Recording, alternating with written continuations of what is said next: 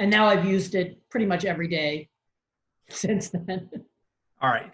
You know what? I botched something. I'm going to go ahead and start. I'm going to introduce you again, Ramesh. All right, no All problem. right. Better that we learn this now.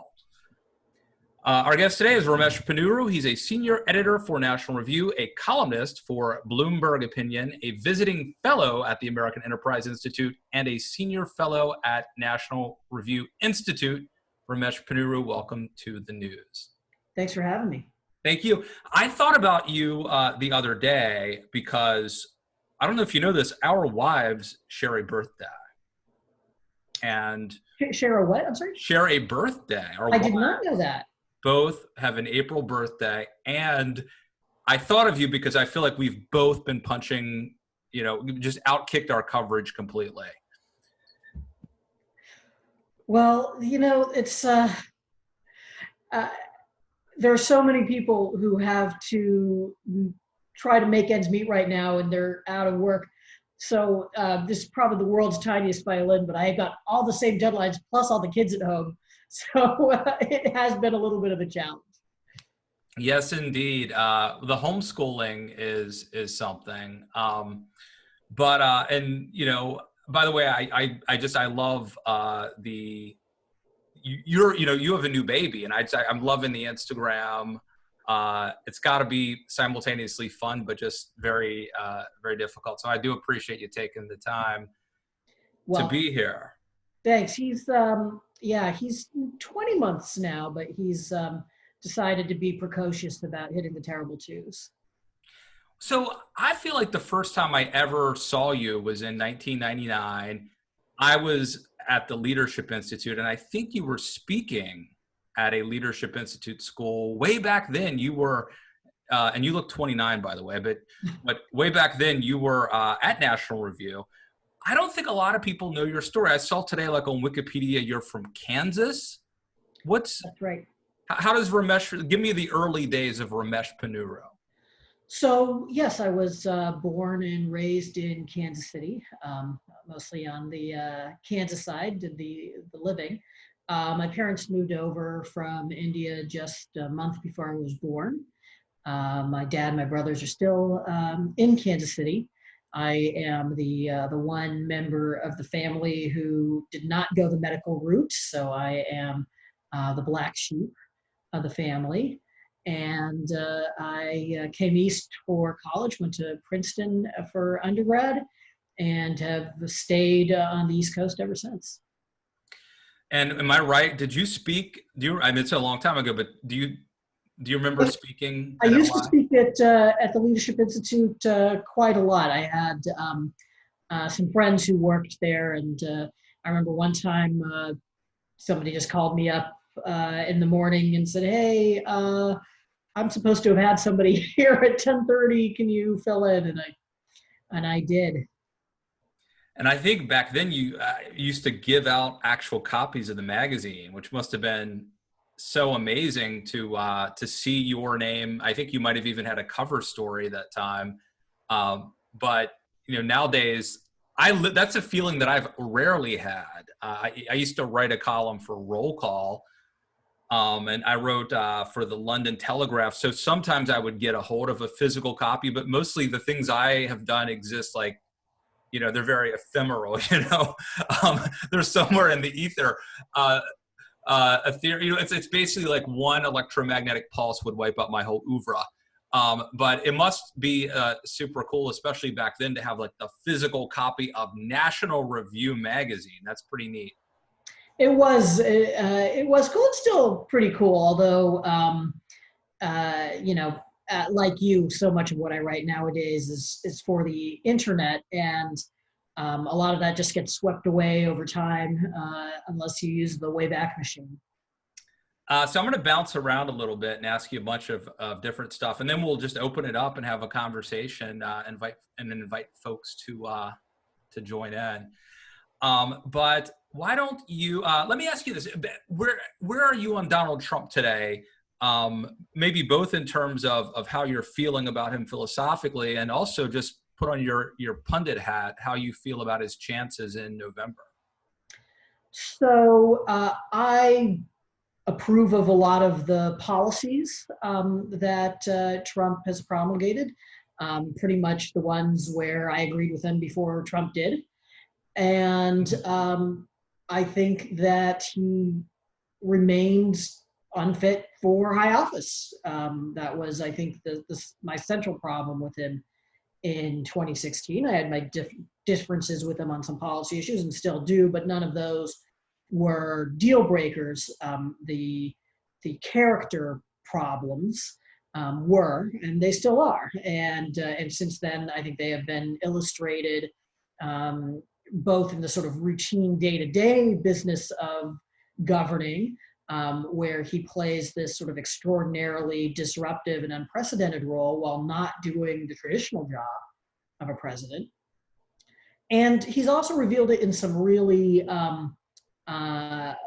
terrible episodes of this presidency. And I would say, above all, in the family separation fiasco, where I think a number of the president's personality traits came together, from cruelty to callousness to incompetence, in a way that created humanitarian disaster. And for those basic reasons, I am not going to be voting for him this coming November. As for his chances, I would have said as recently as early February that he was favored to win election. He had managed to solidify his party by agreeing with the policy positions that Republican voters most care about. He had a strong economy that, deservedly or not, he could take credit for. He was looking at the possibility of being up against Bernie Sanders, who had a number of issue vulnerabilities. And now I think he's still got some of those advantages, but a number of them have melted away. He's not going to be running up against Sanders. He can still talk about Biden as some kind of quasi-socialist, but I don't think it'll be as easy a sell as it was, given the fact that you don't have a candidate who's actually embracing the label. And of course, the strong economy is now in the rearview mirror. So all in all, when I look at those basic facts of the election, I look at his consistently being behind Biden in the head-to-head polls, and particularly in the polls of Wisconsin, Michigan, Pennsylvania, and Arizona. I think that he is an underdog in the election, although he could certainly still win. Yeah, I feel like you and I are quite often on the same page, and I feel the same way about Jonah Goldberg, and I'm not sure what it is or why, but that's basically my take too. Let me ask you this though, because one thing that separates us is that you know a lot more about the economy than I do. I had David forecast. I had David Frum on a couple of weeks ago, right? And Frum was basically saying that you can't take an economy this bad and turn it around between now and November. And I think he was essentially saying that Trump's fate is sealed. I've talked to other people who say, well, look, if we get some antiviral or therapeutics and things open back up, and if things are trending in the right direction, that's really what matters. I mean, where do you, obviously nobody really knows, right? But where do you come down on those two? How hard would it be? Yeah. What are the odds that you could turn something like this around by November? Well, I think you've got two uncertainties stacked on top of a third. The basic bottom uncertainty is the future course of this virus. Is there a second wave, for example, in the fall? Second, given the course of the virus, how does the economy respond? I do think that those things are obviously very deeply related. And then third, how does the public respond? Let's say you've got a rapid recovery in September and October that doesn't bring you back all the way to where you were in February in terms of the unemployment rate. Does the public at large judge the incumbent based on the improvement or based on the absolute level? Does it decide that the president botched this, or does it decide, well, there were some mistakes, but we've gotten through this and we're doing okay? I just think we don't know the answers to any of those questions. And this is a much more uncertain election as a result than we usually have, even at the beginning of May of any other election year. Yeah, I think my gut is that Trump was sort of barely winning when the economy was great. So, but having said that, who knows? I mean, I think all the rules. Part of the problem isn't just the circumstance, but it's that the rules don't apply to Trump. Like a lot of times, the rules haven't applied to Trump, and so maybe that makes it harder to predict. So you mentioned you were not going to vote for Trump. Same with me. I I actually lost 300 followers on Twitter the other day when I said I was gonna that if Justin Amash is on my ballot, which is very unclear. Like number one, he may not be the Libertarian nominee. Number two, even if he is, he actually may not be on the Virginia ballot. But I lost a lot of supporters when I said that I would vote for Amash, and these are people who were mad at me because I think they wanted me to vote for Biden, not Trump, but Biden. But where are you on that? Would you vote for Amash? And how do you feel about the binary choice, lesser of two evils paradigm? So I am not going to be voting for Joe Biden. I have not voted for a supporter of legal abortion in the past, let alone one who wants to be funded by taxpayers. I consider it a grave injustice. And I can't take a step which, in my view, would be embracing complicity with that injustice by voting for him. Whether I would vote for Justin Amash or vote for somebody else or skip that line or write somebody in, I'm not entirely sure. My guess is I will be voting for Justin Amash, but that I'm not going to pledge him my vote. It might be conditional on his not saying anything between now and November, because I suspect that he will find ways to remind me of things I don't like about him either, because I'm not fundamentally a libertarian. Yeah. No, it's funny because I loved the fact that he stood up to Trump and voted to impeach him. I thought took a ton of character and courage, and I really like that. I like the fact that he is very transparent about his votes. He writes about every one of them on Facebook. And the fact that he's pro-life, a lot of libertarians are not pro-life. The fact that he is something that I think you and I both share. But then I saw an interview that he had with an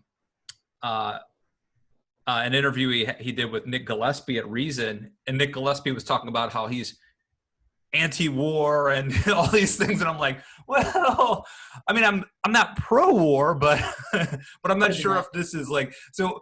I don't know if I want to listen to that interview. It might turn me off. There's a question from Bill Scher that I want to throw out while we're here. Did you vote for Trump in 2016?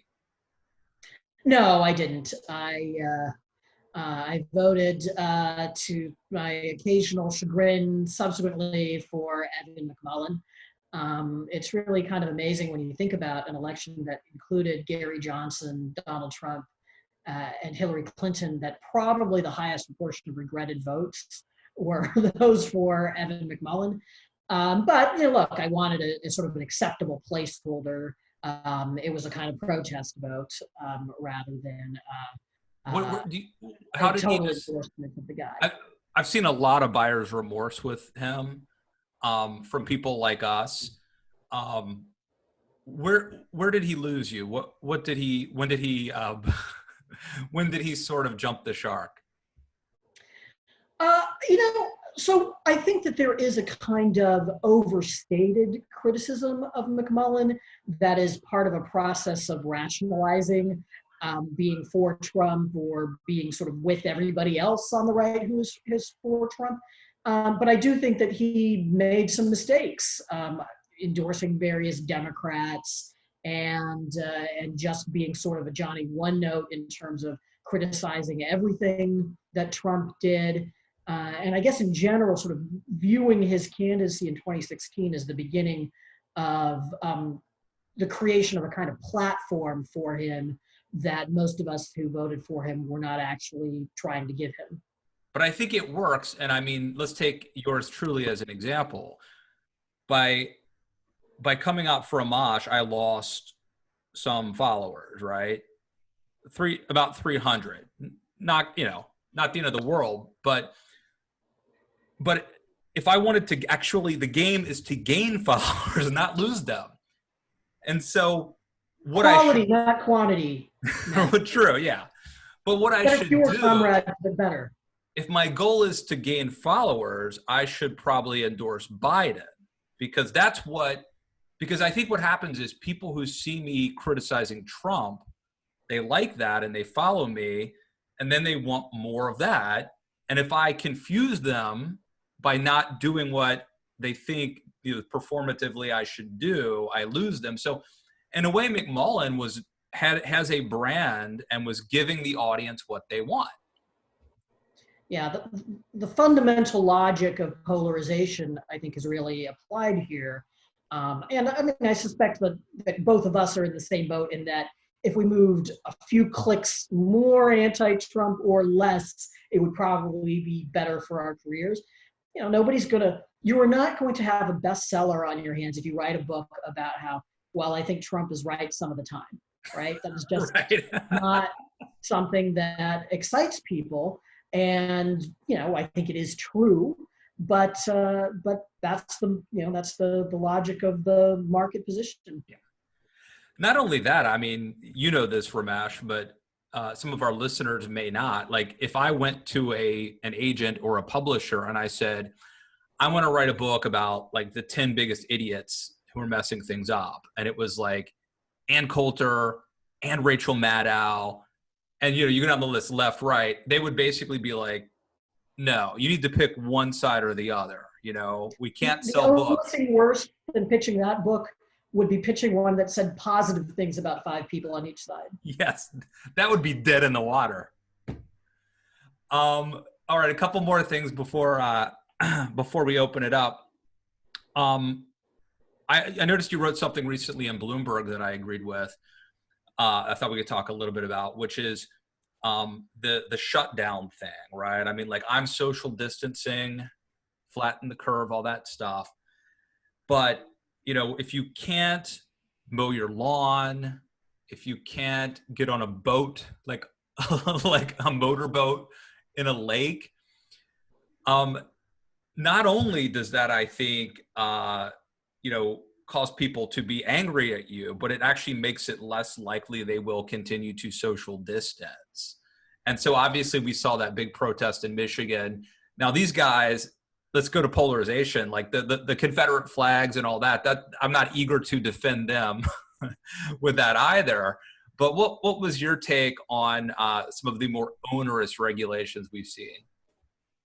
Yeah, well, so I've been broadly supportive of the shutdowns, the shelter-in-place orders, and so forth. I think voluntary social distancing has actually probably been more effective than the various government orders. But I also think that there have been excesses, and those excesses have undermined these policies, both by reducing their political support and just by making these things less bearable, and thus making it less likely that people are going to comply with them over the long run. It just seems to me that that confidence that your leaders are imposing these restrictions regretfully and intelligently is an important element of their success, and that's something that that policymakers need to be paying a little bit more attention to than they are. And it is true, of course, that the people who come out and protest are not representative of the public at large. They're not even representative of everybody who has misgivings about these policies. And I think that's something that the governors particularly need to keep in mind, that a lot of people who are complying with this are concerned about it going too far, don't want it to go on forever, and so forth, want to see some light at the end of the tunnel. Yeah. By the way, there was a great episode of the Daily, the New York Times podcast, The Daily. They do really good work. And as a critic of liberal media bias, I'm often surprised by how fair they are. And they interviewed a Michigan, like, small business. I don't even think he was the owner of a business, but it was like, where they trap rats and bats, or I don't even know what it's, he owned a business. Franklin. Yes. Like a pest removal sort of company that he don't think he owned it, but he was high up in it. And he was really like moderate and compelling. And they didn't pick the stereotypical like angry white man, with the Confederate flag. They picked someone who just was really illustrating how like egregious this could feel if you're a Michigander. Oh, I forgot to ask you when we were talking elections. I always talk about Trump. What about the Republican Senate? Yeah. Where are you at on that? So I think it is very likely to follow the presidential race. You saw in 2016 the results being perfectly correlated by state. If the state went for Trump, it went for Republican Senate candidate. If not, not. I think that Trump has branded the party much more since then. There's a lot less separation in voters' minds. There's a lot less separation in Republican officialdom's minds than there used to be. So you could see maybe a scenario where, there's a switch, right, where Trump hangs on and he's lost the Senate, because I could see Trump winning Arizona, for example, while Martha McSally loses it. But I do think that whoever wins the presidential race is likely to have a narrow majority in the Senate. And the Democrats are likely to continue to control the House. You mentioned the Republican brand. I think one of the concerns that I always had about Trump, because, a lot of people made this this calculation, like, okay, we'll take Trump for 4 years, we'll get our judges, we'll get things done. One of the potential dangers of Trump with making that sort of bargain is that he tarnishes the brand. And I know, like, let's take the pro-life issue. You've talked about being pro-life before.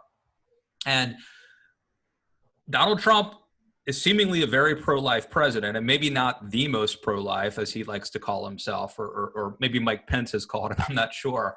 But, he's been at least rhetorically very pro-life, and he's appointed judges that would presumably, we never know, but presumably vote that way. I wonder about the long-term ramifications, though, that his association has with the pro-life cause. Like, do you think that it tarnishes?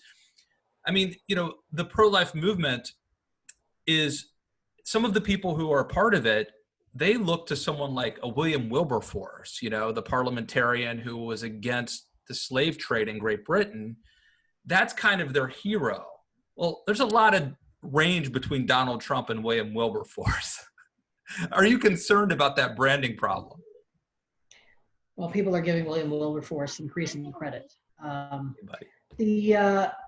Look, I do share the concern. I think that I'm sorry to interrupt. This is Beckett Wilberforce. So he heard me say his name. I see. Hey, how are you? Doing good. I'm sorry to interrupt. Please. Cameo there.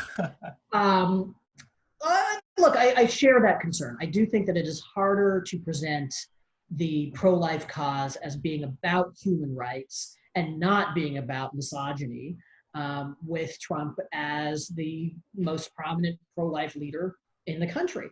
Now, I think, though, there's a counter argument there, which is bird in the hand, right? I mean, you've got these judges and the absence of the judges who would have been appointed under Hillary Clinton presidency. And you've got also some executive orders and other policies that are in place. The Republican Party's overall esteem and membership doesn't actually seem to have dropped. It still could.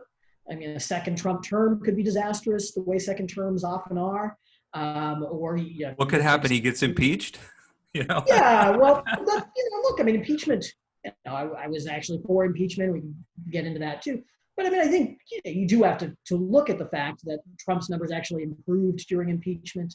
And the Republican Party's numbers are not especially bad right now. And so from, the sort of the transactional basis, you have to say that the transaction has worked out reasonably well. I do think, what you were talking about, sort of the way a lot of people reasoned their way to supporting Trump in 2016.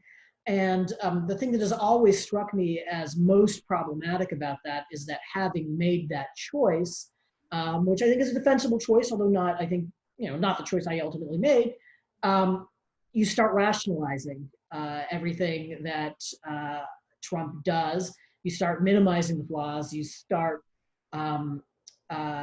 ignoring people who are sort of rubbing your nose in those flaws because you don't like hearing about them. And I do think a lot of that has happened too. So the last thing I want to ask you, and then I'll open it up, is just about Joe Biden. And this is like a two-parter. One thing is, how pro-abortion do we think Joe Biden is really? Or is he just a pro-lifer who knows he can't get the Democratic nominee by being pro-life? And then, again, I said it was a two-parter. So this one has little or nothing to do with that one, other than the Joe Biden connection. Any thoughts? Joe Biden was on Morning Joe this morning, as we're taping this on a Friday, answering the allegations of sexual assault that were lodged by Tara Reade. Any thoughts on either or both of those? Sure. So first on the right to life. Biden's got a pretty solid career-long record of supporting abortion, supporting Roe v. Wade, with a slight hiccup toward the beginning of his career. So I don't think that there's some sort of secret pro-lifer buried underneath that, except in the sense that he's personally opposed in the way that a lot of pro-choice people are. I think he's just, and not just on this issue, but in general, I think he's just in the center of the Democratic Party. And he goes where that center is. He doesn't lead it in a particular direction, but he does follow it. And I don't think that he'll be an obstacle to any element of the pro-choice agenda that the party is behind, and that's to say pretty much all of them. I'm not sure he'd go out on a limb for an abortion-related cause. I mean, I think in 2012, he was one of the members of the Obama administration who was sort of holding back on the contraceptive mandate in the early days. But he's also not, I think, again, going to be really an obstacle. On the Tara Reade allegations, I think that the evidence has gotten stronger. It's gotten worse for him over the last month, and I don't think that he has put it to bed. I do understand the. I just think we've got sort of whataboutism all the way down here, because you've got a lot of Democrats whose instinctive response to this is, well, what about all of the people, the many women who have made accusations against Donald Trump? And you've got a lot of Republicans who are now going to use the Tara Reade story to rationalize their continued indifference to all of those accusations.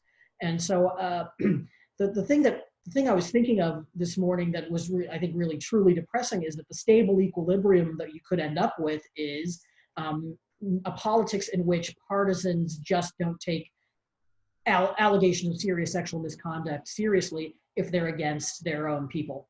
Yeah. On that depressing note, I'm going to open it up. Now, I know some folks out here are driving or have mute on, so no obligation to weigh in, but if you want to, please, just unmute, and always you can text me too and let me know. The first person I see who actually has a video on right now is our good friend David Petrusha. David, how you doing today, man? Doing good. Was up early watching television, which I usually don't do. Morning Joe? Morning Joe, yes. I guess, well, the follow-up question would be, what's the logic of him, I guess, stonewalling, would you call it, on the University of Delaware personal papers? The position is, there's nothing there, let's not look at it. Yeah, I mean, Matt, feel free to jump in there, but I suspect that so I guess there are two possibilities. Or one, there is something in there that would lend more credence to the allegation that would be extraordinarily damaging to him. Two, he's afraid that something else comes out, maybe that's not even particularly related, is just tangential, but that there's a sort of a fishing expedition for Oppo researchers. Now, it seems to me that if that's your concern, there's got to be ways to handle it and contain that possibility. And I think, again, there's resentment at, you've got the first president in ages who hasn't released his tax returns, won't release a lot of records, and, why are these demands being made of me? All right. And Dave, let me ask you, David, what did you, as you're watching Morning Joe this morning, did you find Biden believable? Did you find it enough? His manner was good. He certainly was a lot more coherent than a lot of the clips we've seen on YouTube of him lately. Everything was working well. He was quite restrained, I thought. I'd seen a comment on the internet about, well, he's not going to call her a liar because that could open up a civil suit. Okay, so I think he was very careful in that regard, not to dig himself in deeper and to have that open up, which could have discovery. Yes. Okay, discovery, cross-examination, all these things. So he kept saying over and over again, I don't know what her motives are. I'm not going to question her. I'm not going to bash her. So he was very much restrained in that. So she kept coming at him with essentially the same questions over and over again. Why don't you open this up again? How do you respond to this? And of course, why Kavanaugh and now Biden? What's the diff? Okay. And she seemed to be growing frustrated with that. I think she was probably trying to get him to lash out. And, he's been playing this game for a long time. I don't mean the Tara Reade game, but the political game. So he was very restrained in that regard. So aside from not opening up the University of Delaware papers, and I guess to some people, the contrast with the Kavanaugh matter, we had Ms. Goldberg on the Zoomcast the other day, and she seemed, to be, a bit troubled by that, and certainly people that she was talking to on the progressive side were. So it's not a question of flipping Biden votes to Trump on this. It's mutual assured destruction and really just carving down his vote and his enthusiasm, and that could very well happen. All right, everybody's on mute, but let me just see. Josh, do you have any thoughts or questions? Or Sure, yeah, just a quick one for Ramesh. Thanks for having him on. Ramesh, I've been a longtime fan and enjoy your writings, so glad to see you here. Just on the pandemic, going forward, this is something we're going to be talking about for the next generation, policy around what the government's role is during a pandemic crisis, which hopefully doesn't happen again after coronavirus, but this could be, I'm sure we'll be hearing about COVID-19 for the next few years at least, especially with regard to policy. So I'm curious your conservative philosophy, because I'm still trying to grapple with that balance between life and economics. Maybe you could share some of your thoughts on that. So thank you, first of all, for your kind words. Well, there's a lot to be said in response to that kind of open-ended question. I would say just one thing that strikes me that just sort of it's not as sexy a topic, but we've got to stockpile some critical supplies. Masks, ventilators have turned out not to be to play the role that people had maybe expected them to in this crisis, but there's a lot of such supplies that a relatively small federal investment, I think, would make some sense in doing. In terms of the trade-off question, well, I have tended to think that the trade-off is a little bit overstated because you can't really reopen the economy and expect a robust economy if you've still got, several thousand people dying every week from this. You've got to destroy really sort of crush the curve before you can have that kind of economic recovery. At some point, though, you would face that trade-off. And then I think there's probably not much that you could say that would be more helpful than you've just got to have good judgment, right? And you can't say that under no circumstances are you willing to trade lives for dollars, and you can't say that that that sort of the economy is everything either. And there's a huge range in between it where I'm not sure that you've got much more to say than just kind of the basic sort of moral sense of most people.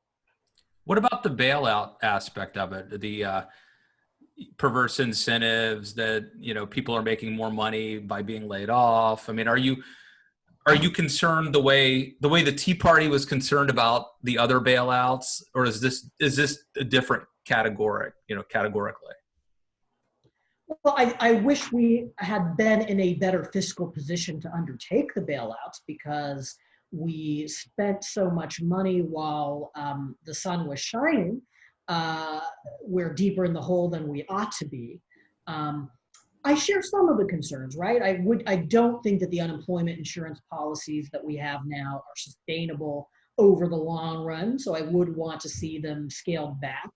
But am I generally concerned about incentives to work at a time when we basically don't want people in a lot of jobs to be working? No. I mean, I think this is just an unusual circumstance. And under these unusual circumstances, the policies we'd otherwise favor and oppose, the normal logic doesn't apply. Is it? And also, one other thing on the bailout question, whether it's with respect to companies or individuals, I just think it's nutty to expect people to have prepared in advance with a savings cushion capable of dealing with a crisis of this nature. Yeah, totally. This was, yeah. And the problem is, the free market creative destruction suggests that businesses that go extinct had a flaw, right? But now we're having a situation where businesses could go bankrupt when actually they did nothing wrong. Like they should have survived even in the rough and tumble free market.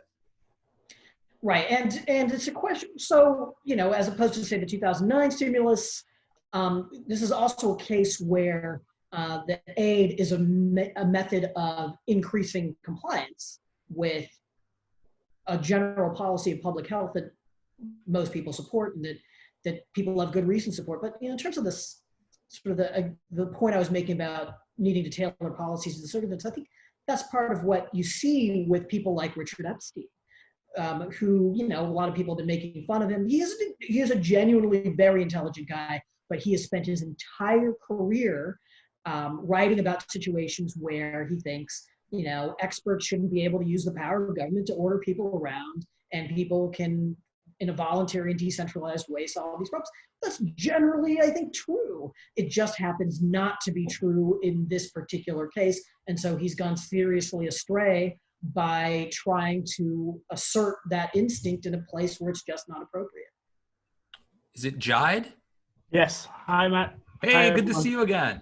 Hi. It's good to be back. And I just wanted to, I've got a question about the Michael Flynn situation. I was, please feel free to answer this, Ramesh and Matt and David. So it seems Trump seems to be saying Flynn might be exonerated. Now, I don't know how you exonerate someone who's lied to the FBI, has been convicted because of that. So do you think Trump might pardon Michael Flynn? And he seems to have indicated in his press conference yesterday that he may be willing to have him back in an official capacity. So what does that do to the conservative or to the Republican Party, where you have a president who's giving out pardons to favorites, so to speak? And then I'd just like to hear what your take. Yeah, that's a great question. Ramesh, what do you think? So to, again, break it down into sub-questions.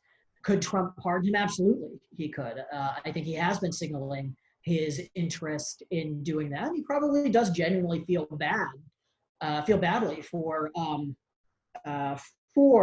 Flynn. On the question of whether he should have him back, I don't think that there's anything that runs against what we know, which is that he showed terrible judgment. And he was not fired because of some alleged Logan Act violation or lying to the FBI. It's because he lied to the then chief of staff and the then and current vice president. So, I mean, those I think are reasonable, legitimate firing offenses. On the question of whether he is being exonerated, of all of the things that have come out, the one that is, I think, most troubling is the idea that the prosecutors had a kind of side deal involving the son that was not disclosed to the judge. If that turns out to be true, then I think heads should roll, and arguably that should influence the final disposition of the Flynn case. But the rest of it, frankly, you know, that there are notes of the FBI agents who were spitballing about, so what is our rationale here? What is our goal in this? That, I think, doesn't amount to an exoneration.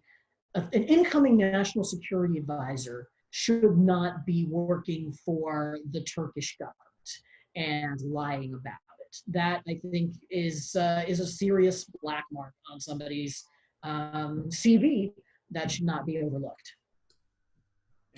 So I just texted everybody when I meant to text one person. Luckily, I just said thanks for being here. Could have been a lot worse. My take on Flynn is he's not even. I don't think he wouldn't be the worst person Trump has pardoned, right? I mean, like, there's a lot of bad hombres that Trump is. Who's worse than Flynn? I don't know. I mean, what about Judge Arpaio? Where's he on? Joe Arpaio's high on that list. Yes. He's probably worse. I guess my question for Ramesh is, so this news that came out that sort of shows that the FBI, it suggests that the FBI had some sort of a trap set to try to catch Flynn lying, which sort of looks like entrapment. But does that not only open the door for a Mike Flynn, pardon, but a Roger Stone pardon as well? Because I think once Trump pardons, it becomes easier to keep pardoning. If there are going to be pardons for everybody who is in prison because they lied to law enforcement, and law enforcement, whether you call it a trap or not, was sort of aiming at that there are going to be a lot of pardons that the president is going to have to issue. I think that you can make a reasonable argument. There are people who have always made the argument that lying to law enforcement shouldn't be a crime if law enforcement is allowed to lie to you. I'm skeptical of that argument, but I can see the argument. What I don't see is an argument that says that these sort of normal and routine law enforcement tactics are perfectly acceptable, except when applied to members of the Trump administration or allies of President Trump. And that does seem to me to be the de facto position of a lot of the Flynn defenders at the moment. I mean, then again, there are exceptions, right? Like Eli Lake, my colleague at Bloomberg Opinion, he's pretty thoroughgoing, civil libertarian and anti-surveillance guy. But generally, you don't see any kind of broader rethinking of law enforcement methods. You just see this kind of selective outrage. Yeah, Trump is it's very much tribalistic, and it's like, you're our team, good. Or if you're nice to me, you say good things about me. Maybe you go on Fox News and you say good things about me. Maybe you go get a celebrity like a Kim Kardashian or a Fox News host to champion your cause. That will also get you a pardon. It doesn't really seem, Ramesh, you've raised one interesting point. I actually don't think it should be illegal to lie to the FBI. Or the other question is, should presidents have the power to pardon? I've come to believe that they probably shouldn't have the unilateral ability to do so. Well, I have tended to think that executive clemency, both at the federal and the state level, is a good thing and that it should be used more frequently because there are miscarriages of justice and there are situations where even the sort of rightly applying the law in a way can't quite do justice to an individual situation. The problem, I think, is that the presidency is just so so unaccountable as we're seeing, right? I mean, like if you think about the limits on the pardon power, as they were specifically discussed during the founding era, one of them was abuse of the pardon power would yield an impeachment. So that would be a check on that kind of thing. But impeachment, it turns out to be an extremely weak check on the presidency in the presence of partisanship. And I don't think that's just a Trump point. I think that's just a general point about the way impeachment has acted over the course of American history. We've had one semi-successful invocation of it to get rid of a president, and that was under, I think, pretty unusual circumstances where a lot of today's partisanship wasn't quite in place. It was a time of sort of transition within the party system. So, you know, I mean, I think you probably just need a downsizing of the presidency in general, whether with respect to clemency or other things. I mean, it does seem to me there are actually probably worse things that presidents can do in terms of declarations of emergency powers and so forth, the imposition of tariffs, than even pardoning people. All right. Any other questions out there? This is your one chance. Oh, Ramesh, were you alluding to the Ford pardon of Nixon? Was I alluding to it when I? Yeah, or no? No, I mean, and if my view so, on that, or if not so, would you regard that as a salutary thing? Yeah. So, I mean, my view on the pardon is the sort of the conventional one of the, you know, the immediate reaction, of course, was extremely negative, but over time, people have tended to be pretty positive about the Ford pardon of Nixon. I think that's right. I mean, I can't say I've thought about it deeply, but that it would have been impossible to go on with the governing of the country if you had allowed that to continue to be a legal and congressional issue. And so the pardon was justified. I see TV's Bill Scher has now joined us. I've been here the whole time, lurking. I was fixing my dishwasher, which, you know, I really am not very competent in doing things like that. So we'll see if it actually works. Ramesh, where do you think the Republican Party and the conservative movement goes after Trump? Whether, you know, Trump loses by a lot, Trump loses by a little, Trump wins and has a great second term, Trump wins and has a bad second term. Do you have a sense that this is Trump's party for the generation? Get ready for Trump Jr. to be the next nominee. Get ready for some Trump flunky to be the head of the RNC. Or has he just rented the party? The party is itching to break free of him and forge a new path or go back to an old path. Do you have a certain sense? Is there a convention of wisdom amongst conservatives in Washington? What's your overall take? So I do have some general thoughts, while not, you know, knowing the answer to that great question.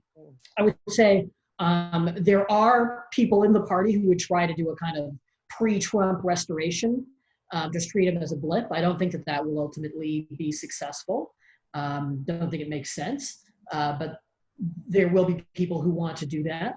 The strength of sort of pro-Trump, anti-Trump, and in between on Trump forces, I think will depend to a large degree on how this election goes, and if he wins, how a second term goes.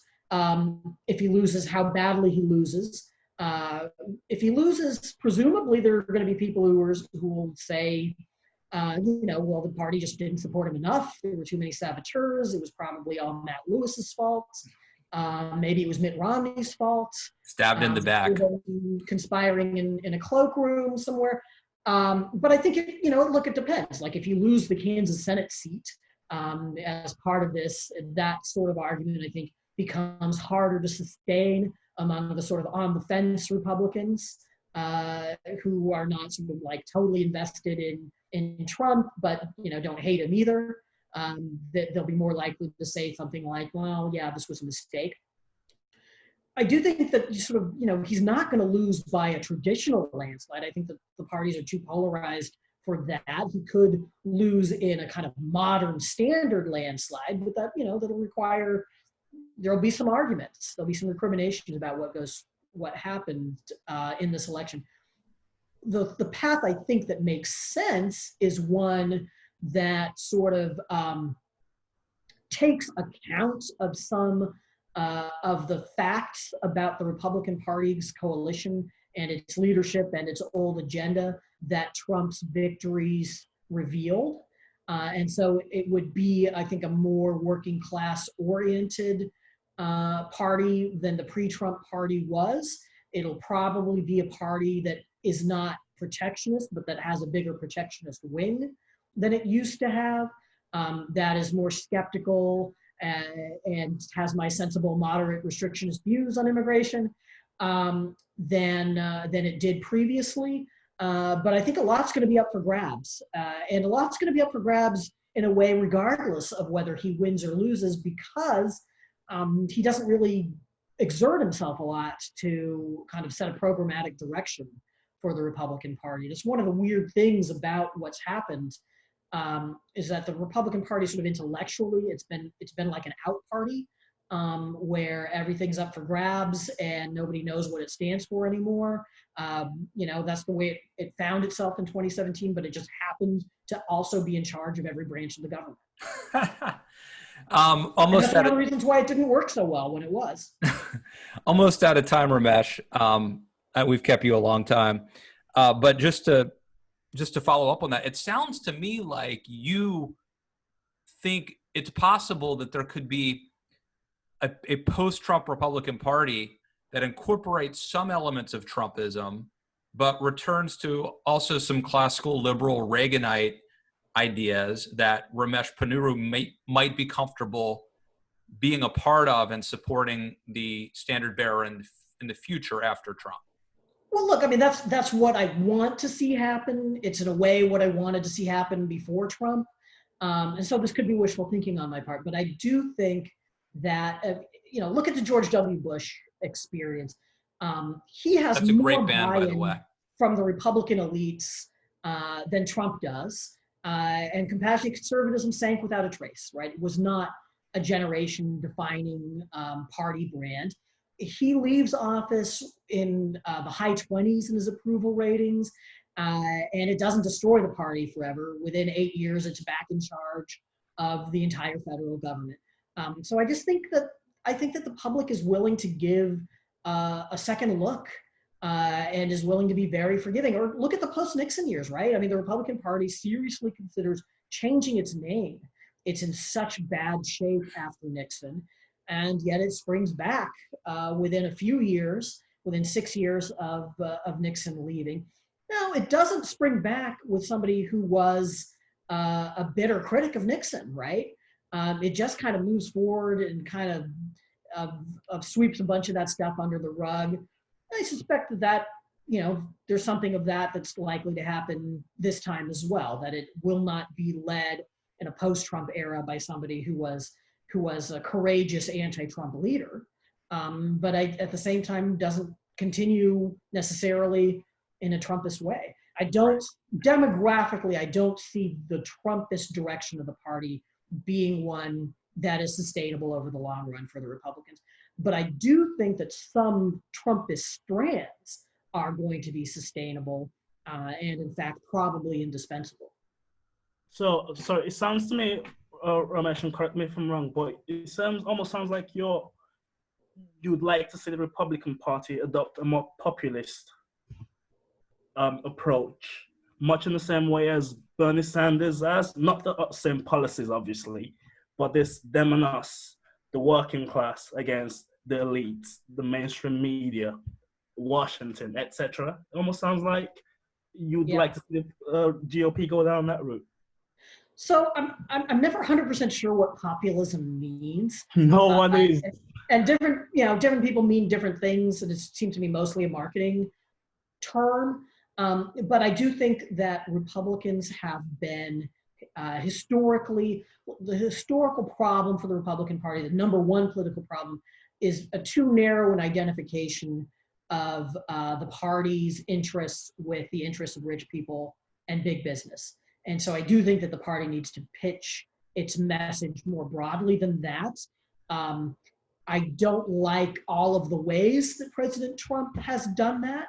There's some things I do more of and some things I do less of than he has done. And I think, frankly, if I were advising the Democrats, probably the number one vulnerability I would see in Trump would be something like that he hasn't lived up to the populist billing, that there's too many plutocrats in his administration, that Goldman Sachs is too happy with the way things have gone on the policy front. But in general, yeah, I think that the Republican Party and conservatism needs to have a message. It's not necessarily hostile to rich people and big business and Wall Street, but has something to offer the vast majority of people who don't see their interests being in total alignment with theirs. Ramesh, the reformocons like the Ross Douthat, the concept is that they could have headed off Trumpism, right? And so if conservatism and like free marketers had been willing to embrace a little bit of populism, maybe we wouldn't have even gotten Trump.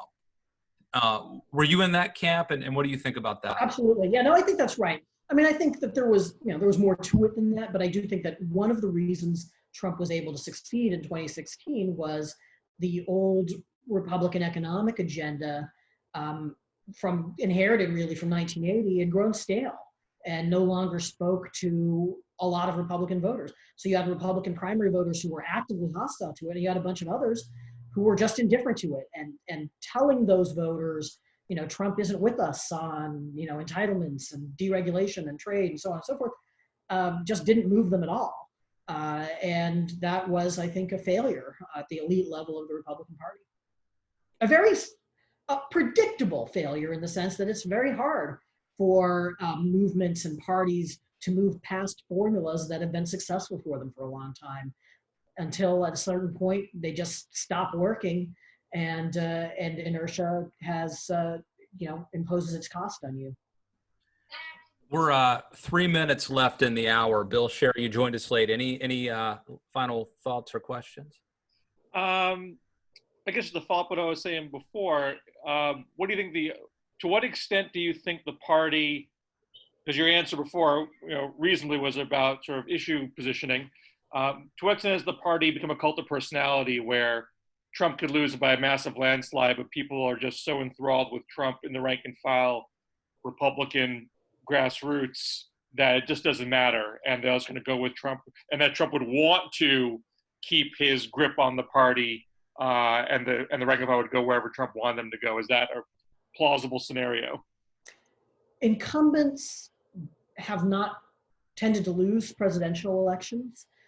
If we have the first defeat of an incumbent running for re-election in 28 years, that person could be branded as a loser.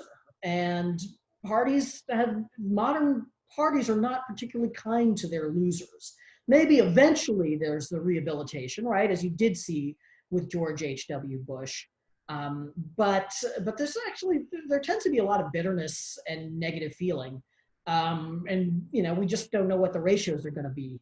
I think that there are a lot of people who, we look at the approval rating among Republicans for Trump, and they're very high. And we impute a qualitative dimension that isn't necessarily justified there. You've got a lot of people who approve the job he's doing while also having serious reservations about him. And once he's gone, a lot of those people are going to forget they supported him. Bill, are you positing the possibility of 2 non-consecutive Trumps?